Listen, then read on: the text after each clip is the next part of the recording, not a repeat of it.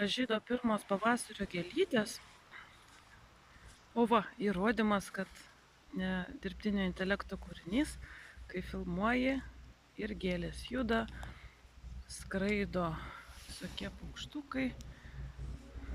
Čia dar nėra visai maksimaliai aprinkta, bet štai va senus obuolius, o ir bitės skraido, nurinkus, tada augmenija gauna šansą sužibėti ir po šitų gėlyčių vėliau seka lyg tai plukės. Pilni čia būna grioviai, nuostabus ir pašaras, nes labai sultingi lapai, būna labai gražu.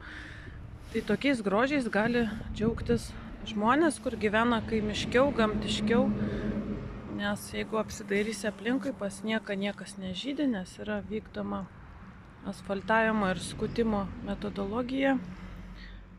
Na, jinai išoriškai yra graži, bet turint omeny, kad čia yra tikras kaimas, tikras rajonas, man visą laiką atrodo viskas perspausta. Aš kaip žmogus iš miesto nuo betono, aš kiekvieną dieną džiaugiuosi kaimu. Iš mūsų sodybos ne tik lėktuvai randa trasą, bet ir tai mėgstamiausia paukščių skridimo trasa, nes iš dangaus mūsų sklypas atrodo kaip gamta, kaip namai. Nes čia visą laiką čiauška įvairiausių paukščių. Turime ir naminių kregždžių. Ir strazdas juodas gyveno čia netoliese va šitų vagelyčių. Ir svirbeliai suomiški paukščiai, apie 50 gyveno. Ir aš va šiandien grilinau kavą, nes norėjau greičiau negu per valandą užsivirti, bet gavosi žymiai ilgiau, nes labai stiprus vėjas pūtė ir tada ugnis neina tiesiai į arbatinuko dugną ir neįmanoma užsivirti. Bet aš atkakliai vis tiek viriau ir išviriau, kai sukoncentravau tą ugnį. Bet aš pagalvojau, žmogus tiek siekia, kad viską pagreitint, ane? Ta visa technikos revoliucija, o kai viską pagreitino, susikūrė atominę bombą ir išnaikino per visokius karus, kiek kokį milijardą išnaikino, ar 2 išnaikino. Dabar va Ukrainos kare milijonas virš išnaikinta. Viską sugreitina, tada nuvažiuoja stogas ir eina vieni kitų naikinti. Tai būkime lėtesni, būkime paprastesni. Tiek to ta kava per valandą vis tiek išvirs. Paprasčiausiai lėčiau viskas yra saugiau.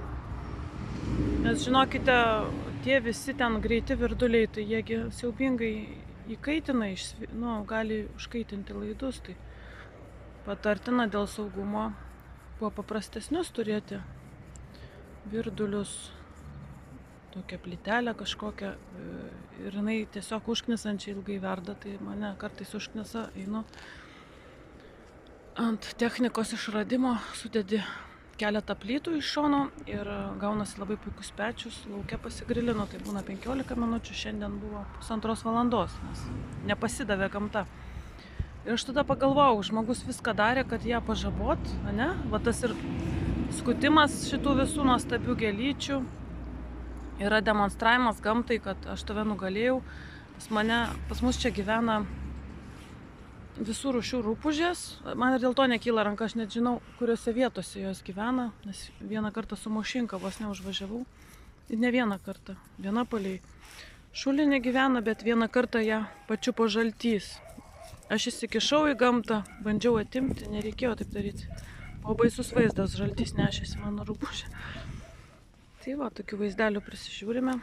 Tai nereikia per daug tos gamtos pažaboti. Nes po to pažaboja gamtą, pažaboja dangų ir eina vieni kitų naikinti, kas įdomiausia. Tai nenaikinkime vieni kitų.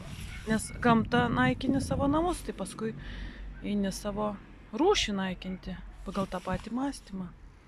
Ten matau garšvą. Garšva labai sveika. Palaukit, va kaip atrodo garšva. Turi labai daug mineralų, galima valgyti. Tai tiek, gerbimieji.